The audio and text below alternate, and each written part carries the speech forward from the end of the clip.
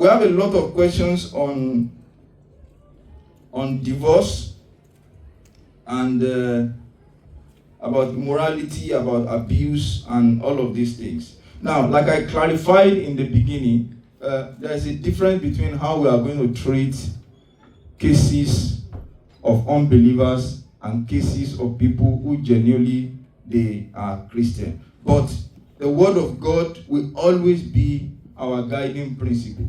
The Word of God will always be our compass. And what does the Bible say? In verse 18, let's go there. Luke chapter 16.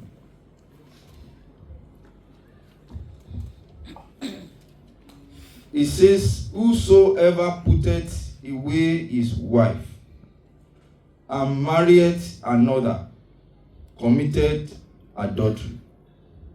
I didn't say this. Isn't it? Who says so? Jesus. No pastor says this. Jesus says this. And whosoever marrieth her that is put away from her husband committed adultery. This is very clear from the scriptures. This is very clear. We cannot dispute this because this is the word of God. Now, people praying that their spouse should die, I believe that does not belong to the category of what? Christians. So, in this case, we are not talking about Christian couple in this case. Because if husband and wife, they are Christians, they will not be praying that what? That my spouse should die, so that I can run away and I can go and marry another person. Now, even if you do that, you have not committed adultery, but you are committing what?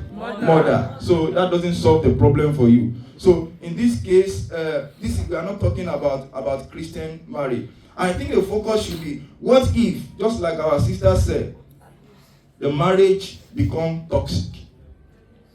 What if the marriage become unbearable? What if the marriage looks like hell? Now, am I still permitted to say, no, it's over? Now, in this case, and what we always advise is that there is no blanketing answer to this. We have to look at it case by case. But one thing will be our guiding principle. Our guiding principle is that where there is no life, there is no marriage. So our first line of action is that we safeguard life. Meaning that if life is at threat, either due to physical abuse or due to things that are maybe affecting another party psychologically, our first line of action as a church is that we safeguard life first. We safeguard life first. And there are different ways we do this, which time will not permit me to go into. But our first principle is that we have to safeguard life. And we take every action, either legally, according to the law of the land, or according to the principles of the church, we safeguard life. Because that's very important. And of course, while we are safeguarding life, we see whether we can still remediate. Because if both of them are still Christians, we believe that the damage can still be controlled. And again, I have to emphasize, if both parties are still Christian, we can still, it's not a lost hope.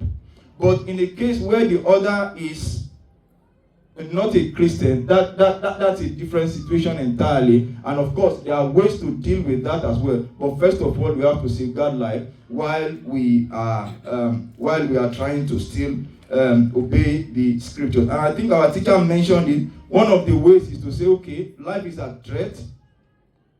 Stay apart for a while. Let's see how these issues can be addressed. Is it spiritual? Then we have to see how we can invoke God's Spirit to intervene. Is it background issues that, okay, maybe the differences in mentality, then we see how we can help, maybe by regular counseling, changing of mentality, and taking them through some courses, which people go to pay for today. People go to pay for all these kind of things. They will say, okay, maybe they need a psychologist, maybe they need a therapist that is going to help them. So, but some of these actions will be put in place. But of course, we are not